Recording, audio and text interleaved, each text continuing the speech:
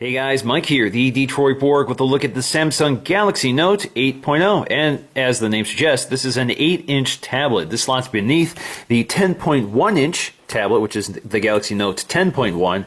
And above the Galaxy Note 2, which is a 5.5-inch phone. Now, the interesting thing with the 8.0 is that it's available in two versions. If you get the cellular version, you actually have a phone, so you have an earpiece and everything, in addition to cellular data. So you have cellular voice and data in a tablet. Now, I have the Wi-Fi version here, which is 16 gig. You can also get a 32 gig. This is also available in black or white, and start you off at a fairly hefty $399 for a mid-range tablet. A lot of these tablets kind of come in around the $200 to $329 price point, like the iPad mini at the top end, $329. So this is kind of pricey, but you do get some interesting features and certainly a lot of software features. Now, in terms of specs, we have an 8-inch display with a resolution of 1280 by 800. That's good for 189 pixels per inch. Now, something like the Nexus 7 is a little higher at 216 ppi, but that's a smaller tablet, 7 versus 8 inches. Now, this is better than the iPad mini, which has a pixel density of 163 ppi. So 163, 189, and 216. So this is fairly average for mid-sized tablets. So we have a 5.5 millimeter S Pen, which uses Wacom technology. So it's not simply a capacitive stylus. This is using a very different technology, which is proximity aware, pressure sensitive, and a bunch of other things. So for example, you can't just take this S Pen and use it on your iPad. It won't work. So we also have a 5 megapixel autofocusing camera, which is good for 720p video recording. We also have a 1.3 megapixel front-facing camera. So we also have an IR LED blaster for controlling your home theater equipment. They also include a remote control. We've seen this before with other Samsung tablets. We're running Android 4.1.2 at the time of launch. Hopefully they'll update this to a newer version of Android soon. We have a quad-core 1.6 gigahertz Exynos processor, 2 gigs of internal RAM. Of course, this can play full HD 1080p video. And we have a 4600 milliamp battery. All right, so let's just crack the seal. Lift the lid. All right, so there we go, the Galaxy Note 8.0. As you can see, I have the white version here. So we have a little tab here to lift it up. And there is our tablet. Looks like it's wrapped in just a little bit of plastic here. And we'll set this aside for just a moment, and we'll take a look at the contents. So inside, we get this very eco-friendly packaging, very different from what I've seen before. So it's kind of got this brown coloring. It doesn't look very appealing, but it is more eco-friendly. So we have our white USB, micro USB charging cable here. So again, uses micro USB instead of a proprietary cable like we've seen with other full-size Samsung tablets. This is a fairly large battery, 4600 milliamps, so it's not going to be a quick charge with micro USB, but at least you don't have to worry about proprietary cables. We also have our power adapter here, Samsung USB power adapter, wrapped in plastic, Samsung branding. We also have some literature here. Again, eco-friendly, Samsung 8.0 Quick Start Guide. We have our gift to you, which is register a Galaxy device and receive a special offer from Samsung. Galaxy Note 8.0 accessory guide, so you can purchase accessories like a keyboard, another S Pen with an eraser, I don't know what that is. All-Share Cast Hub, which is a sort of a media streaming hub for your TV. Galaxy Note 8.0, some other information here, and health, safety, and warranty guide.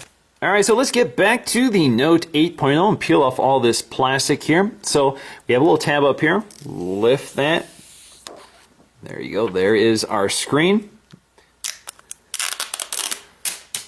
Gotta love that sound. All right, so with all the plastic removed, we can take a close look around the design of this tablet. So this is very familiar if you're used to Samsung devices. So we have this plastic design, a very glossy back panel. And it's actually similar in design to the Galaxy S4 without that sort of texture on the back. But it's got a similar sort of more angular design toward the edge, so you get a little more surface area to grab onto the edge, which I like, as opposed to the more tapered design. Again, very slippery design. This is non-removable, so you have a sealed internal battery. You can't really pop this off, at least easily. It's not something you're going to do frequently. But along the back, you see our 5 megapixel autofocusing camera, which does not have an LED flash. Again, records video at 720p. Along the side, we have a microphone, our sleep wake button, or power on button, our volume rocker, as well as our IR blaster, which, as you can see, in this is meant to be used in this orientation when you're controlling your remote control devices. You also have your S Pen here, which pops right out. There you go. Slides in, so it's nice and neat. You have your speakers here. These are very tiny speakers, stereo speakers. We also have a micro USB port for charging. Again, we have a fairly large battery, so micro USB isn't the best way to charge, but at least it isn't proprietary, so you can use any micro USB cable. You also have your micro SD card slot, which holds 64 gig SD cards, so you can expand storage up to 64 gigs beyond what's internal. Up here you find your headphone jack, and that's about all there is to it. So let's take a look at the front. You have our Samsung branding here with our front-facing camera as well as an ambient light sensor. Now again, if you had the cellular version, you'd actually have an earpiece right here. Along the bottom, we'll find our standard Samsung Android controls. So you have your menu button, your home button, and your back button. And these have multi-uses depending on long presses and that sort of thing, and we'll demonstrate that. Alright, so let's go ahead and boot this up for the first time. I'm just going to hold that power button.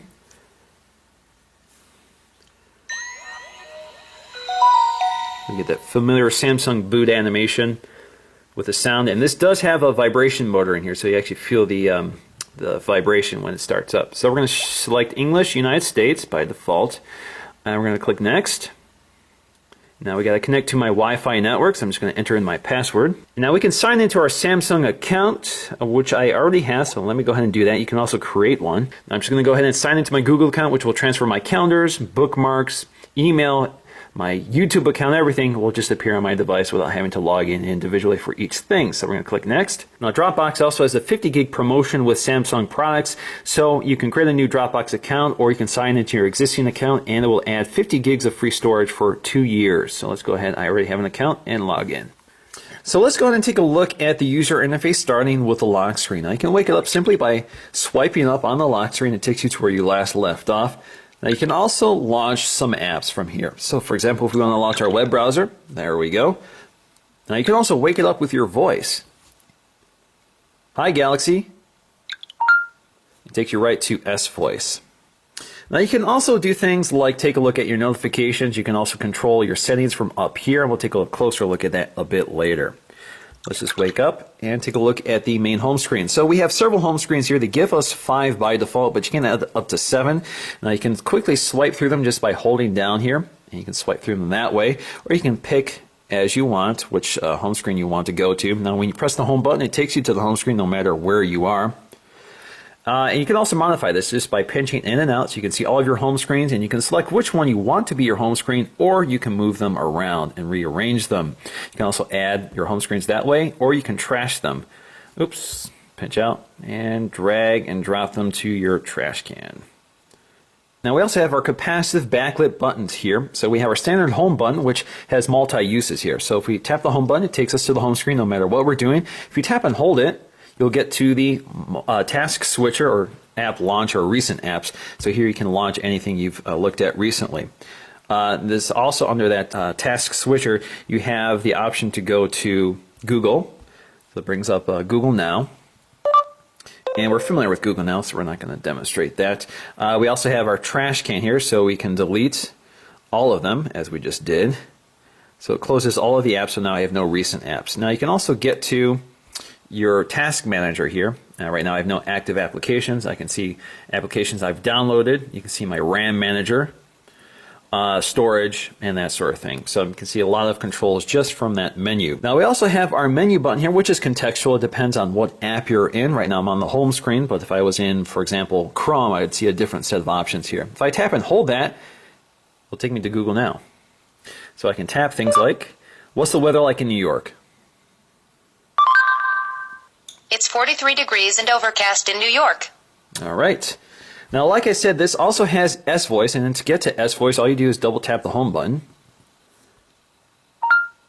What's the weather like in Rochester, Michigan? Here is the weather for Rochester, Michigan.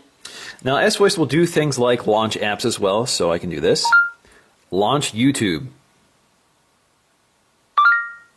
Opening YouTube. It'll take me to the YouTube app, and it can also do things like calendaring, timers, that sort of thing. Now with the S Pen, you have some additional functionality with S-Voice, so you can now, instead of speaking them, you can actually handwrite them in. So all I have to do is tap that, and I can start typing them in. So let's say weather. Here is the weather for Auburn Hills, Michigan. Now we also have our drop-down menu here. So we get our notifications here, and this is familiar Jelly Bean stuff, so you can, for example, zoom in and out. You can also act on several options here. So for example, I took a screenshot, so I can delete it, edit, or share it. So that's one way of controlling it.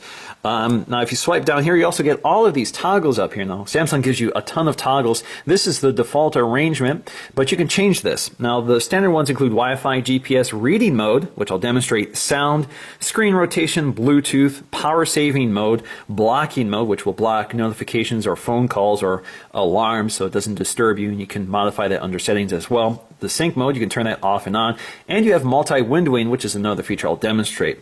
You also have your screen brightness slider here, and you can set that to auto if you wish and use the ambient light sensor. And of course, you can clear all your notifications or just swipe them out of the way. Now, you also have a quick access control to your settings.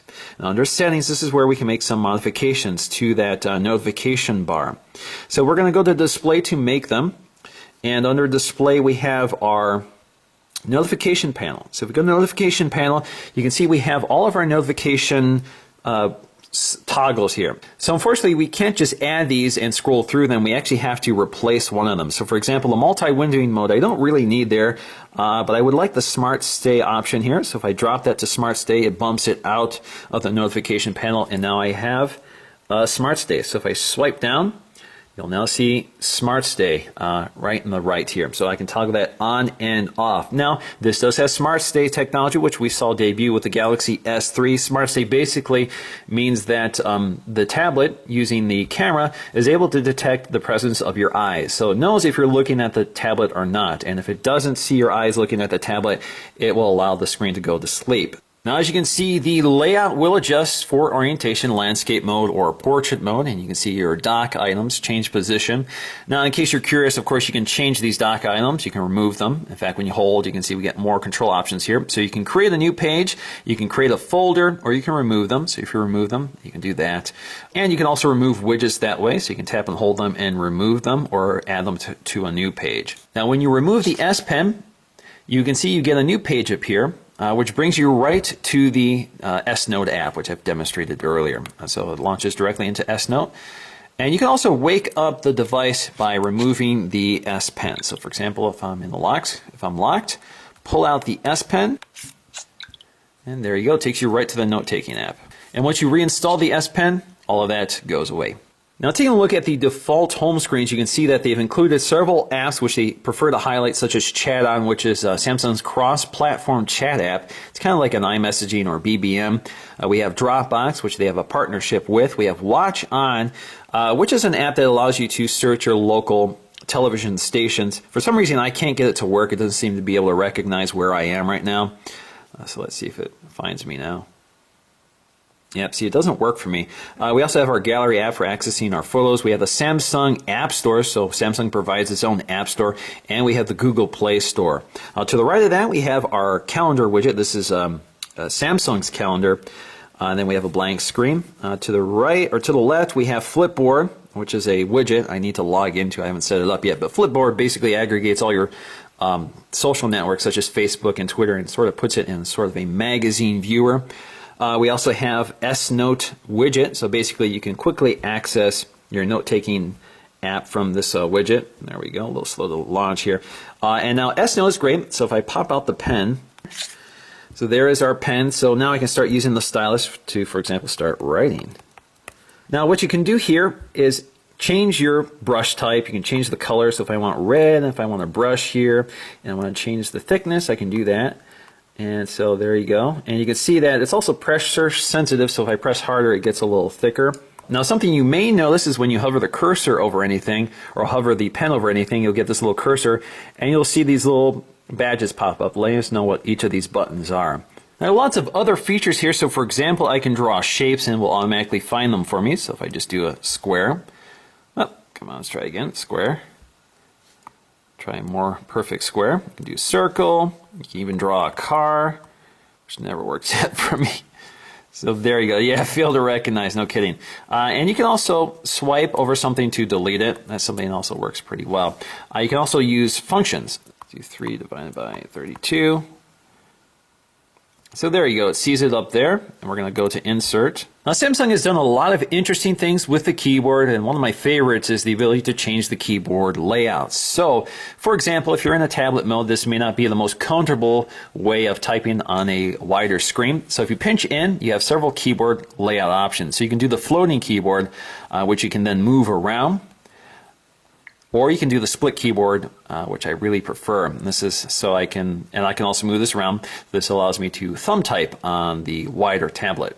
Now you can also swipe on the keyboard to change the cursor position. So if you look at the text right now really close, you can see my rather light cursor moving around on the text. So that's one easy way to get to your text to edit it. Now you have tons of other options here. So if you tap and hold this, you can get your voice keyboard. This is a test of the voice keyboard, period. Now we can also handwrite text just by tapping and holding that and going to the handwriting mode, which I'm in right now. And all I have to do is start writing like you would on a piece of paper. Now this keyboard will also recognize symbols. So you can see all I have to do is draw them. %, star, question mark, exclamation. Now, Samsung has also implemented a swipe-like keyboard, but you do have to activate it because it's off by default. So all you have to do is tap down here to get to your settings icon here. That will take you to your keyboard settings, and you have to enable continuous input. So now if we go back to our keyboard, we can now test it out. There you go. Now, another big feature with Samsung is the multi-windowing mode. In order to activate that, all I have to do is tap and hold the back button, and it brings up this tray of apps. Now, you can move this around. For one thing, you can tap to hide it. You can see we get this continuous tab here, which is always there no matter what you're doing, so you have quick access to it. Works in landscape or portrait mode.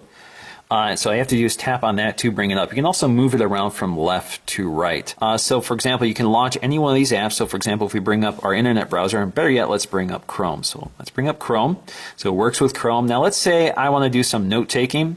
So let's go to the S Note. We're going to bring that down here, and you can drop it into the window. So now I have several windows here, although obscured by my keyboard here, but I can resize them here.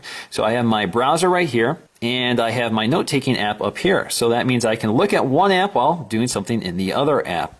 Now, when I tap this bar, you can see that I have several controls here, so I can swap between the windows. If I want the note-taking app in the larger window, let's see, there we go. And if we want it in full screen mode, or if we want to close it, we have that option. So I can just tap that slider, and it goes to full screen mode. Now I'll have to go back to get back to S Note, drop it into viewer here. Now this allows me to do a number of things. So for example, if I'm looking at a website here and I want to copy the web address, I can go to copy, so it'll copy it for me. Now I can go to my app here, my note-taking app, and paste it. So I'll have to just go to my clipboard. I'll see my text here, select that, and it inserts it for me. So this allows me to do several things without leaving one of the apps. Now if you want to change what app is in this window, you can just drag and drop it. So for example, if I want to go to YouTube, let's go to YouTube here, drop it into the Note app.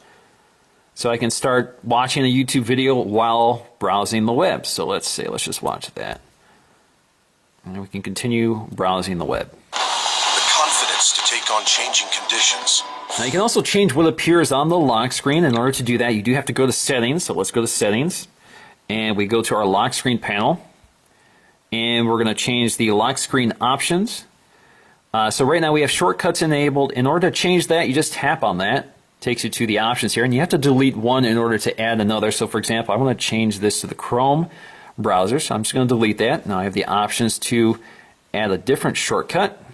So let's go to Chrome, and I can reposition that if I want. So let's put it back to where the browser was. Now if I go to the lock screen, I should have Chrome. I can swipe up, and there we go. Now also under settings, you'll find one of my favorite features that I wish Android, the Nexus devices would implement, which is blocking mode. So basically this allows you to change, or allows you to turn off notifications easily. Of course, you can control this directly from the drop-down menu up here. As I showed you earlier, blocking mode, so you can turn that off and on.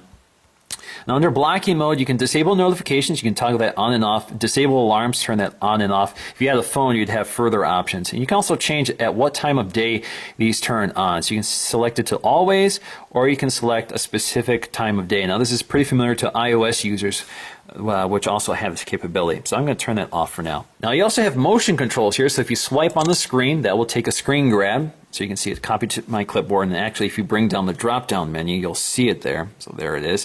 So you can delete it. Now under the S Pen panel, we have lots of controls here. So for example, we can turn off the sound it makes when you detach the S Pen.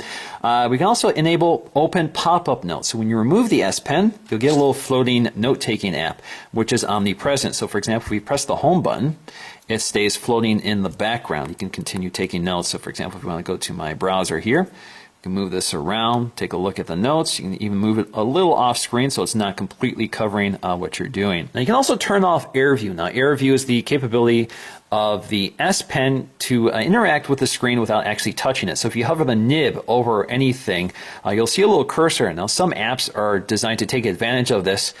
So for example, if you wave it over your photo gallery, you'll see you'll see a preview of the photo pop up and that sort of thing. You can also see this under the calendar. So you'll see your appointments appear when you hover the S Pen over the calendar. So it's actually a pretty neat feature unique to the type of technology that the Note is using. So let's go ahead and take a look at the apps they've included. So this is a mix of third-party Samsung and Google apps. Now you can toggle between apps and widgets. So you can swipe through these pages here, or you can use that little slider. You can also see everything you've downloaded. So you can see all the downloaded applications right here. Now, if you go to the app screen, you can take a look at some of them. So we have All Share Play, which is a familiar Samsung app. We also have A Note HD, which I've never seen before. This is sort of like an Evernote app that integrates everything on your device, such as your calendars, your email, your gallery items, your video, your voice notes. Everything is integrated in here. Paper Artist, which is something I've demonstrated before, but it's basically a drawing app. So here you have templates you can draw in, and it's basically meant to be used with your S Pen. So you have lots of controls here. Now we also have the Playbooks app, which is kind of interesting here because Samsung has sort of implemented a feature to make this a more pleasant reading device, which I've showed you in this drop-down menu, which is called Reading Mode. So if you have Reading Mode enabled, this only works within the Google Playbooks app. So if I want to disable it, I'll show you the difference. Swipe down, we're going to go to turn off reading mode, and you'll see a slight change in the color tone of the app. So if you look really closely, you'll see that it goes to a more warmer color when you're in reading mode. So it makes it a more comfortable reading experience. Now we also have the standard array of Google apps, including Play Magazines, Play Movies and TV, Play Music, the Play Store. We also have Polaris Office, which is an office suite. It basically allows you to open and edit Office documents such as Word, Excel, or PowerPoint documents. We also have the Peel Smart Remote, which again works with that IR Blaster. It's meant to be used in landscape mode. In order to set up, you select your location. So what it's going to do is look for devices that you can set up. So for example, I have a Samsung HDTV, and if I press that, it will turn on my TV. Now the next thing it wants to do is find my TV listings. So first I need to search my location. So it sees AT&T U-verse or Comcast DirecTV, etc., etc. There's lots of them. I'm an AT&T U-verse customer. I do have a DVR. So now I get a live view of what's on my cable box right now. So instead of flipping through channels to find something or looking at the menu with a listing of shows, I can easily look at this and jump to that channel. So for example, if I want to go to Modern Marvels, I can go ahead and watch on TV, and it'll set it to the right channel, and I can start watching it. You can actually see the channel it's on right now. I also have my controls right here as well. Now, Group Play is an interesting app that works across devices that are sharing the same Wi-Fi network. So basically, if I start a Group Play session, I have several options here. I can share a picture, share a document, or share music. So if I go to share a picture, so I can see all my screenshots, and I can select specific images I want to use. So let's just select this one. And I need to set up a passcode, so I'm just going to do a standard passcode here, done. So if I go to another Samsung device using the Group Play app, like this Note 2 here, I can see that I now have the option to join another session. So I can see the device name GTN5110. If I tap on that, I enter in the enter pin or whatever. It connects to the device over Wi-Fi. So there you go, we're sharing the same image. So if I want to make some notes here, you can see it appears on the other device. Now, Samsung also has an interesting video player with some unique features. So, for example, they've included a video here we can use for demo purposes. So we can pop out this video and continue watching it while doing other things. So if you load videos onto your device and use the Samsung Video Player app, you have this capability. It doesn't work across all video players, just the Samsung Video Player. You can tap it to pause it, or you can use the X to close it. If you double tap, it fills the screen. Now, something else you'll see here in the upper right corner is if you have DLNA equipped devices on your Wi-Fi network, it will see them.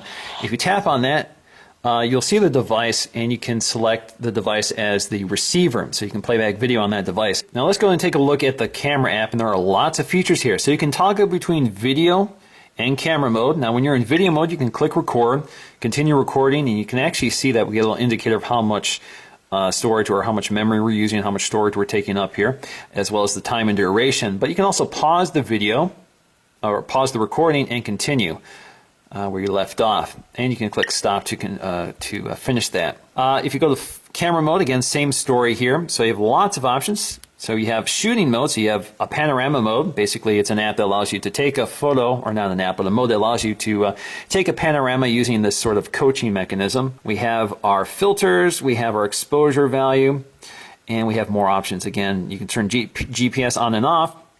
You can use the volume key as the zoom slider, so we can zoom in using the volume rocker. Self-portrait on and off, shooting mode, effects, screen mode, exposure values, ISO settings, white balance, resolution, outdoor visibility guidelines, contextual file name, etc., etc. There's lots and lots of options here. So we get a full-featured photo app on a camera that probably could use a little spec upgrade. Now, in terms of video quality, this tablet definitely performs. So we get a nice display with deep contrast. It also can handle high-def video very comfortably without frame dropping. So I have no problems there. Now, for me, the big issue really is the speakers. So we have these stereo speakers, but they're very small speakers, and they sound kind of tinny. It's worse when you have the volume all the way up.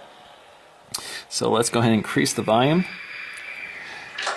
They're not very loud, and the other problem is the sound comes out of one side. So if you're handling the tablet in landscape mode, the sound is a little irritating because it's coming out of only one side of the tablet, and you're likely to cover it with your hands. You have to be really careful not to cover the sound. It completely disappears. New guy, you see that? Now, overall performance of this tablet is very smooth and silky. This is definitely impressive for a Samsung tablet just because of the software overlay over Android, which adds a lot of overhead to the tablet. So there's a lot of features here, a lot of things going on in the background, but this remains a smooth operating experience. So things feel just about right.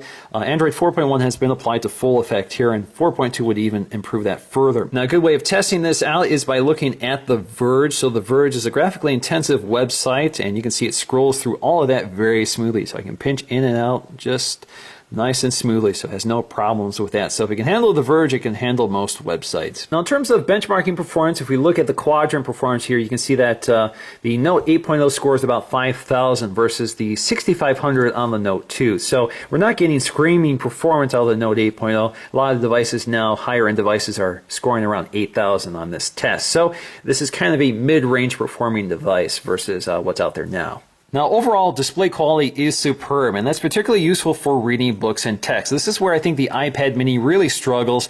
The resolution of the iPad mini screen is a little too low for reading text comfortably. Now, while this isn't Retina display, it is better and definitely looks superb. This is right up there with the Nexus 7, which has an even sharper display. So I think overall, with the combination of superb color and contrast, as well as a fairly sharp display, I think this is a very, very good display, despite the fact it doesn't have really impressive resolution specs. Now, in terms of design, it's kind of interesting to point out the difference between the iPad mini versus the Note 8.0. The iPad mini is probably its most direct competition. So, for example, you can see that the screen aspect ratio is different here. So you have a more classic 16:9 aspect ratio versus the wider and shorter screen of the iPad mini. So you get a little different surface distribution there. Now, in conclusion, I'm a big fan of the Note 8.0 because I love mid-sized tablets. I think they're just about perfect. They're more comfortable to hold because they're lightweight, thin, and they're more handleable. So, for example, I have large hands here, so this feels very comfortable to me.